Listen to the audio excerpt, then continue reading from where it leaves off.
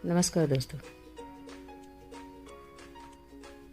कभी कभी मैं सोचती हूँ कि क्या कोई इंसान ऐसे ही अपराधी बन जाता है। कोई इंसान अपराधी नहीं बनना चाहता, लेकिन अगर कोई बनता है तो मुझे लगता है कि वहाँ कहीं ना कहीं हम बड़ों की भी गलतियाँ होती हैं। आसपास के माहौल की, आसपास के उसके खास लोगों की, उनका भी रोल होता है। अगर हम एज ए पेरेंट्स, अगर हम एज ए टीचर, हम एज ए अच्छे फ्रेंड्स, अगर हम कोशिश करें तो उस अपराधी को अपराध में जाने से बचाया जा सकता है। लेकिन हम ज़्यादातर ये कोशिश या तो नहीं करते या हम बहुत कम करते हैं। लेकिन इसमें सबसे बड़ा रोल मुझे लगता है उस इंसान का भी है, एक्सेप्टेबिलिटी का, कि हम गलत चीज़ को एक्सेप्ट कर लेते हैं। हमें दूसरों को तंग करने में कोई दिक्कत नहीं लगती, जबकि ये चीज़ अपने आप में गलत है। हमें दूसरों को विक्टिम बनाने में कोई दिक्कत नहीं लगती, जबकि अपने आप में गलत है। हमें कोई नशा जस्ट ट्राई करने में हमें कोई दिक्कत नहीं लगती, जबकि ये चीज़ अपने आप में गलत है। हम सोचते हैं सिर्फ ट्राई करेंगे फिर छोड़ देंगे, यार एक दो बार ट्राई ही तो करना है, फिर छोड़ देंगे। लेकिन बाद में वो चीज़ आपको नहीं छोड़ती ना। और दूसरी बात, शरीर में एक भी बूंद या एक भी दाना किसी चीज़ का गलत डालना ही क्यों, गलत चीज़ का ट्राई ही क्यों करना।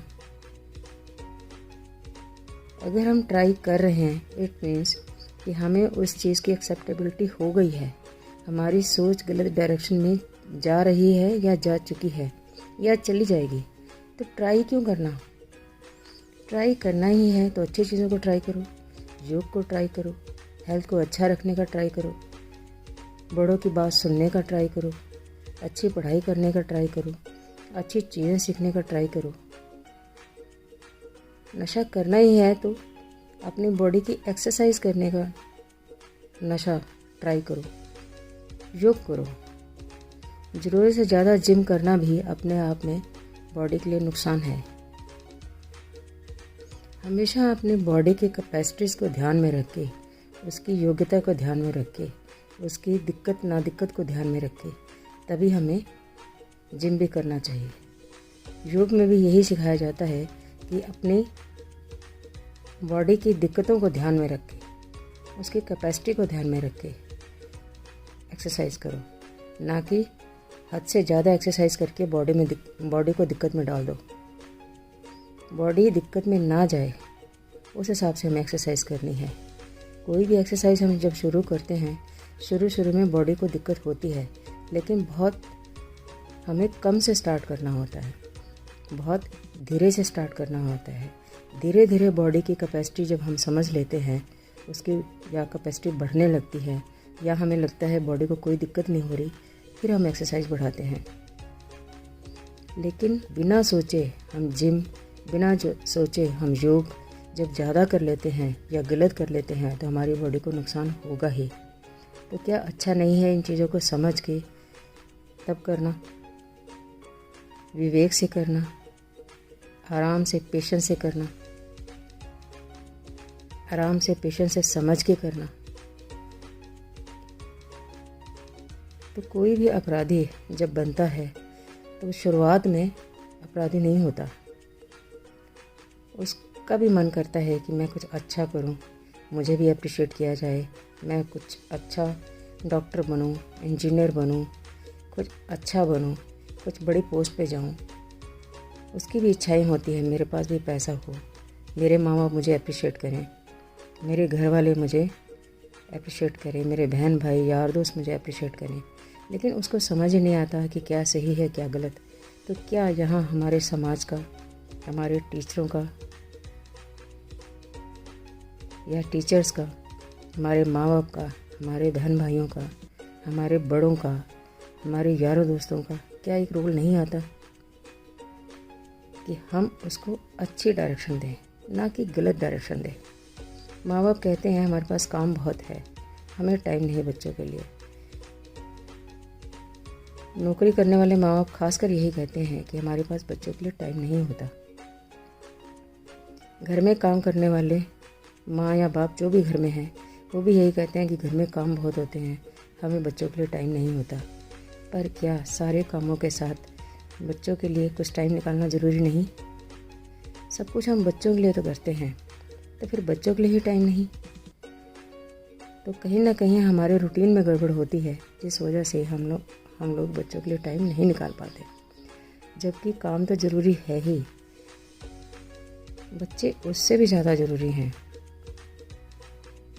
या बच्चे तो ज़रूरी हैं ही, लेकिन काम भी ज़रूरी है। तो हमें क्या दोनों में बैलेंस नहीं करना चाहिए? हमें क्या कोशिश नहीं करनी चाहिए कि काम के साथ बच्चों के साथ काम का कैसे मैनेज करें?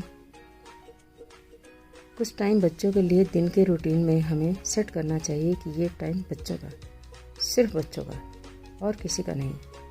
ये टाइम सिर्फ काम का और किसी चीज़ का नहीं। तो काम टाइम से मैनेज करें, बच्चों के लिए टाइम निकालें, बच्चों का टाइम सेट करें, उन्हें एप्रिशिएट करें। हर बच्चे में कुछ ना कुछ अच्छाई ज़रूर होती है, कमियां भी होती हैं, लेकिन कुछ ना कुछ अच्छाई भी होती है। लेकिन हम ज़्यादातर कमियां देख पाते हैं, अच्छाइयाँ तो देख ही नहीं पाते। जबकि हमें कमियों को ठीक करना होता है, कमियों को समझ के उस बच्चे की, और उसमें अच्छाइयाँ ढूंढनी होती हैं। एक भी अगर उसमें अच्छी चीज़ मिल जाती है, ज़्यादा मिले तो और भी अच्छा है, लेकिन अगर एक भी उसमें अच्छाई मिल जाए तो हमें उसको पहचान के उसको एप्रिशिएट करना होता है। लेकिन हम ज़्यादातर बच्चे के साथ गलत करते हैं। हम पढ़ाई के पीछे पड़े रहते हैं। ठीक है, पढ़ाई ज़रूरी है, लेकिन इतनी ज़रूरी नहीं कि हम बच्चा ही इग्नोर कर दें, भूल ही जाए कि वो भी एक इंसान है। हम पढ़ाई के लिए उसको मारने पीटने में देर नहीं लगाते, हम पढ़ाई के लिए उसको गाली गलौज करने में देर नहीं लगाते, हम पढ़ाई के लिए उसको इग्नोर करने में देर नहीं लगाते कि पढ़ाई करेगा तो हम तेरे से प्यार करेंगे, पढ़ाई करेगा तो हम तेरी बात सुनेंगे, पढ़ाई करेगा तो हम तेरे को ये चीज़ ला के देंगे। अगर हम बड़े ही नहीं समझ पाते कि हम खुद कहाँ गलती कर रहे हैं, तो हम बच्चे को कैसे ब्लेम कर सकते हैं? जबकि हमारा खुद का गलत व्यवहार होता है। पढ़ाई कराने के लिए उसके साथ हमें बैठना पड़ता है, उसके लिए हमें टाइम निकालना पड़ता है, उसकी पढ़ाई में उसकी अच्छी चीज़ों को एप्रिशिएट करना पड़ता है। लेकिन पढ़ाई में हम उसकी अच्छी चीज़ों को या तो नहीं देखते या बहुत कम देखते हैं, लेकिन एप्रिशिएट तो करते ही नहीं। पढ़ाई में हम उसकी सारी बुराइयों को ही देखते हैं। बुराइयां देखने के बाद हम उसको वो क्रिटिसाइज़ करने लगते हैं कि भूल ही जाते हैं कि वो एक छोटा बच्चा है, वो एक स्टूडेंट है, वो अभी सीख रहा है, उसको एक एप्रिसिएशन की ज़रूरत है। उसको बार बार डांटने, टोकने, मारने की ज़रूरत नहीं, उसको डराने की ज़रूरत नहीं, लेकिन हम उल्टा बिहेव करते हैं। अगर इसी उल्टे को उल्टा कर दिया जाए, यानी सीधा, तो वो बच्चा पढ़ेगा। और अगर किसी वजह से नहीं भी पढ़ पा रहा तो उसमें कोई और टैलेंट भी होगा, ठीक है, एवरेज रहे, कोई दिक्कत नहीं। लेकिन हम सोचते हैं नहीं, 90%, 95%, 98%, 99%, 100%, ये चीज़ तो अपने आप में गलत है। हम अपना बचपन झांक के देखें, हमने कितने 98, 95 या 90 लाए थे या 100% लाए थे? कितने सब्जेक्ट थे हमारे पास ऐसे जिसमें हम पूरे रहे? कई में अच्छे रहे, कई में नहीं अच्छे रहे। लेकिन क्या ये चीज़ हम बच्चों के लिए नहीं समझ सकते? कहते हैं बच्चों की प्रॉब्लम समझने के लिए हम अपना बचपन झांक लें तो हमें उनकी बहुत सारी दिक्कतें समझ आ जाएंगी। तो उस अपराधी के भी बचपन की हमें दिक्कतें समझ आ जाएंगी। तो अगर हम किसी बच्चे को अच्छे से ग्रो करने का मौका दें, अच्छे से उसको एप्रिशिएट करें, अच्छे से उसको टाइम दें, अच्छे से उसको गाइड करें, अच्छे से उसको उसकी अच्छी बातों को देख के हम उसको एनकरेज करें, उसकी गलत बातों को इग्नोर करें या जहाँ तक हो सके उसको ठीक करें। लेकिन उस टाइम इग्नोर करके एप्रिशिएशन करें, एप्रिशिएट करें उसे। और बाद में उसकी गलत बातों को थोड़ी देर बाद या अगले दिन या उस टाइम के थोड़ी देर बाद उसकी गलत बातों को, गलत चीज़ों को, गलत आदतों को, गलत कामों को हम उसको प्यार से समझाएं, ना कि हम मारना पीटना गाली देना क्या नहीं करते हम। हद से ज़्यादा जब बच्चों को डरा देंगे तो वो क्या करेगा, हमसे भागेगा और वो फिर बाहर निकलेगा। अगर उसको संगत अच्छी मिल गई फिर तो बहुत बढ़िया, अगर उसको संगत गलत मिल गई तो वो यही कहेगा चलो शराब पी लेते हैं, चलो सिगरेट फूंक लो, तुम्हारी टेंशन ख़त्म हो जाएगी, चलो हम उस दोस्त के साथ जाते हैं, चलो हम वहाँ जाते हैं। वो कहीं ना कहीं गलत जगह पे ले जाएगा, गलत चीज़ें ट्राई कराएगा। बच्चे को भी लगता है हाँ ठीक है मेरा दोस्त है, ये सही कह रहा है, चलो ट्राई करते हैं। उसको ये समझ नहीं आता ये सही है ये गलत है। अगर उसको गलत लगे सही लगे तो गलत में जाएगा ही नहीं। लेकिन इसकी एजुकेशन भी हमें घर से ही बच्चे को देनी होती है। हम सोचते हैं ठीक है बड़ा होगा समझ जाएगा, अभी ये छोटा है, अभी इसको समझ नहीं, अभी इसको समझाने का फ़ायदा नहीं। पर छोटे होने से ही बच्चे को समझाना ज़रूरी है, क्योंकि जब तक वो बड़ा होगा तब तक तो कितनी गलत बातों में जा चुका होगा और हमें घर में पता भी नहीं चलेगा। तो मुझे लगता है इसमें माँ बाप का बहुत बड़ा रोल है, खासकर माँ का। बाप का तो है ही, खासकर माँ का, क्योंकि बच्चे ज़्यादातर माँ के साथ ही रहते हैं। छोटे बच्चे, बड़े बच्चे भी, लेकिन छोटे बच्चे तो होते ही माँ के साथ हैं, या माँ उनके साथ होती है या दोनों एक दूसरे के साथ होते हैं।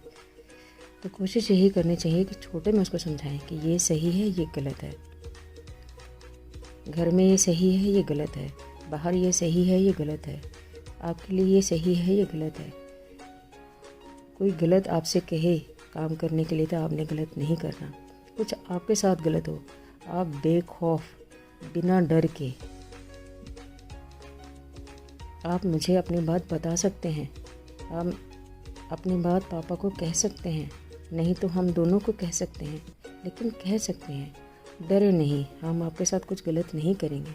आप बेखौफ होकर अपनी बात कहें, तब बच्चे को भी लगेगा कि हाँ मैं अपनी बात बिना डर के कह सकता हूँ, मुझे मारा पीटा या डराया नहीं जाएगा, मुझे सपोर्ट किया जाएगा, मुझे हेल्प की जाएगी।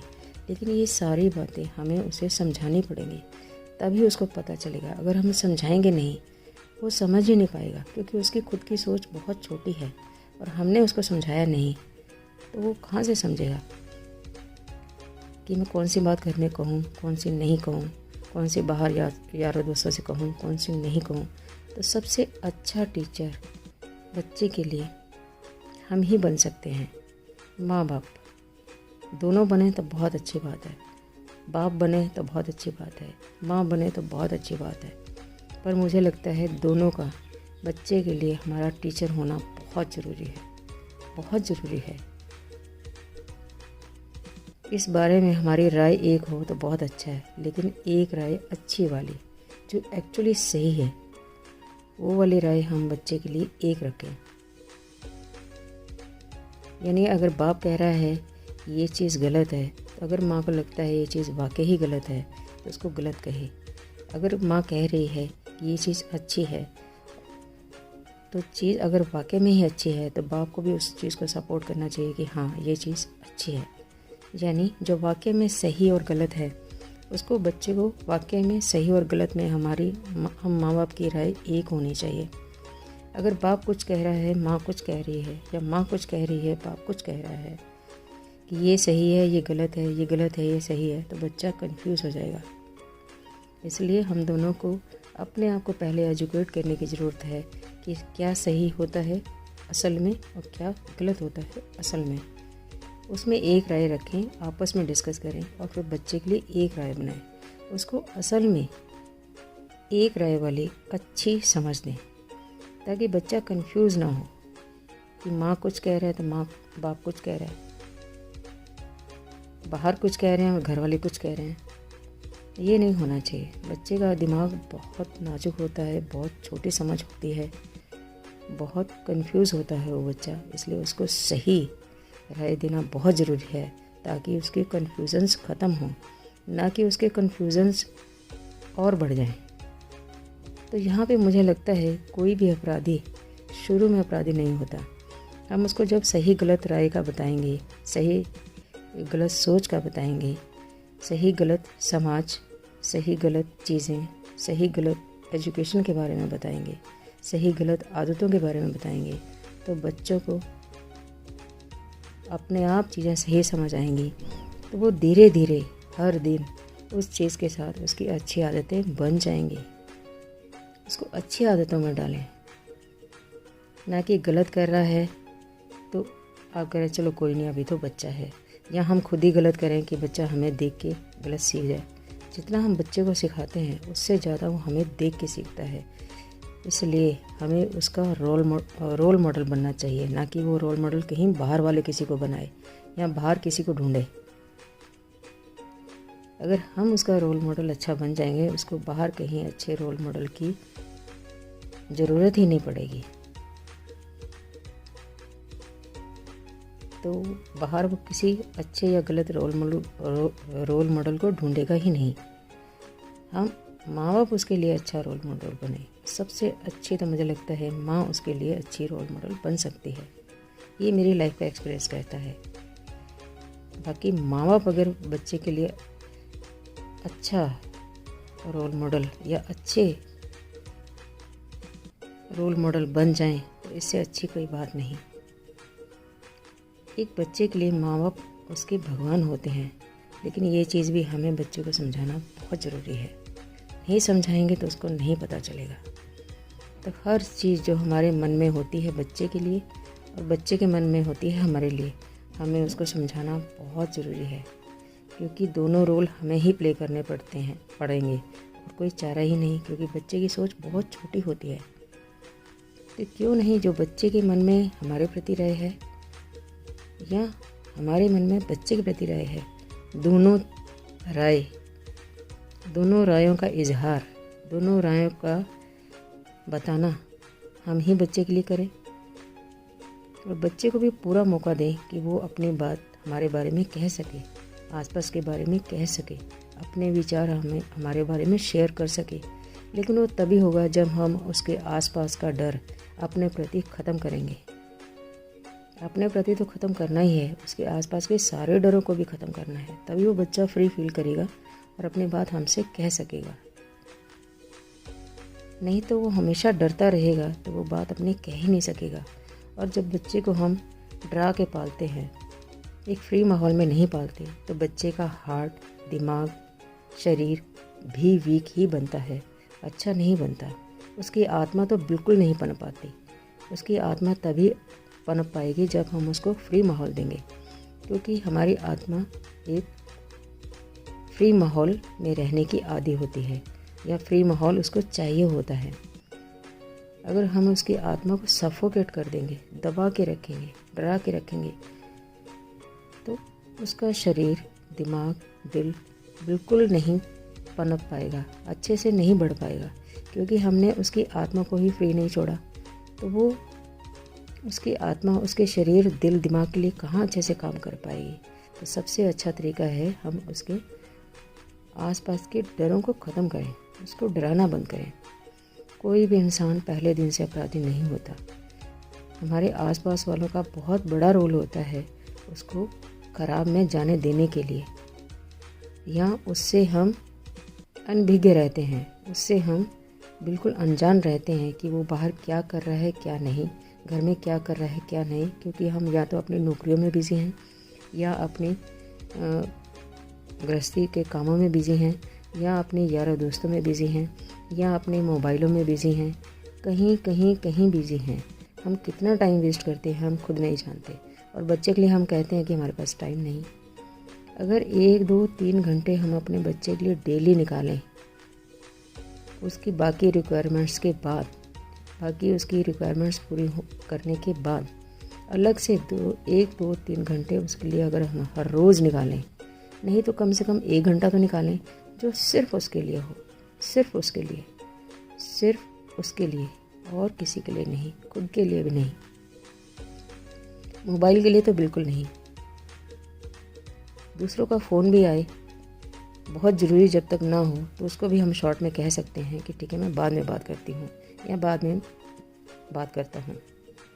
लेकिन हम ज़्यादातर दूसरों के साथ फ़ोन में, अपने मोबाइल में, अपने गलत आदतों की वजह से, अपने गलत कामों में इधर उधर बहुत टाइम वेस्ट करते हैं।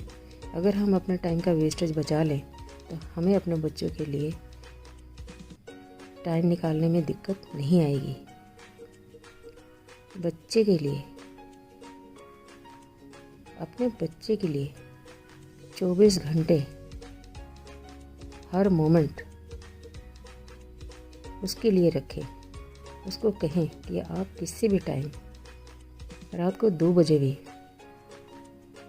रात को 12 बजे भी मेरे पास अपनी दिक्कत कहने आ सकते हो। उसके लिए एक ओपन ऑप्शन रखें ताकि वो कभी भी बेखौफ बिना डर के अपनी बात कहने आ सके। लेकिन हम ज़्यादातर बच्चों को साइड में करके रखते हैं क्योंकि हमारा रूटीन है, हमारा काम है, हमारी टेंशन है। लेकिन उस बच्चे के लिए हम कहीं ना कहीं इग्नोर कर देते हैं उसकी ख़ास चीज़ों को, जिसकी वजह से वो कहीं और तरीके तलाशना लगता है, कहीं और तरीके तलाशने लगता है। अगर वो कहीं और तरीके तलाशने लगेगा तो हो सकता है वो सही में जाए, हो सकता है वो गलत में जाए। लेकिन ज़्यादातर हम यही कोशिश करते हैं कि अपने काम करें, ठीक है, बच्चे तो पल ही जाएंगे। उनको संस्कार देना, उनको अच्छी बातें बताना, उनके साथ अपने दुख सुख शेयर करना, उनके दुख सुख सुनना बहुत बहुत बहुत ज़रूरी है। तो मुझे लगता है अगर हम बच्चे की फाउंडेशन अच्छी बना देंगे तो सारी उम्र वो बच्चा अच्छा ही जाएगा, अपराधी तो बनेगा ही नहीं। उसको बाहर के लिए भी सिखाएं कि कोई माँ बहन बेटी जा रही हो तो उसके साथ आपने गलत नहीं करना है, उसको अच्छी नज़र से देखो। और उसके लिए हमें उसे सिखाना पड़ेगा। जैसे जैसे वो थोड़ा बच्चा बड़ा हो जाता है, पहले हम अपनी जिम्मेवारी पूरी करें, फिर उसको अपने लिए सिखाएं कि अपने दिमाग को, अपने दिल को एक अच्छी फीड दें, अच्छी चीज़ें दिखाएं, अच्छी चीज़ें सुनवाएं, अच्छी चीज़ें दिखवाएं, ताकि उसके दिमाग में अच्छी चीज़ें जाएं। जब अच्छी चीज़ें उसके दिमाग में जाएंगी तो बाहर भी अच्छी चीज़ें ही निकलेंगी उसके दिमाग से, उसके दिल से। तो ये सब एजुकेट करना हमें अपने बच्चों को बहुत बहुत बहुत ज़रूरी है। लेकिन उसके लिए हमें टाइम निकालना पड़ेगा, उसके लिए हमें खुद को भी अच्छी चीज़ों से एजुकेट करना पड़ेगा, हमें अपनी खुद की आदतों को ठीक करना पड़ेगा। नहीं तो फिर कब कौन अपराधी बन जाएगा, कब कौन विक्टिम बन जाएगा, हमें खुद नहीं पता। विक्टिम को भी हमें बहुत सिखाना होता है, लेकिन जब हम किसी माँ बाप अपने बच्चों को ठीक से नहीं समझा पाते, ठीक से टाइम नहीं दे पाते, तो कब कौन विक्टिम बन जाएगा, कब कौन अपराधी बन जाएगा, हमें खुद नहीं पता। तो हमें ये चीज़ों का शुरू से ही ध्यान रखना होता है। खासकर अपने परिवार में ध्यान रखेंगे तो बाहर भी गड़बड़ियाँ नहीं होंगी। धन्यवाद दोस्तों।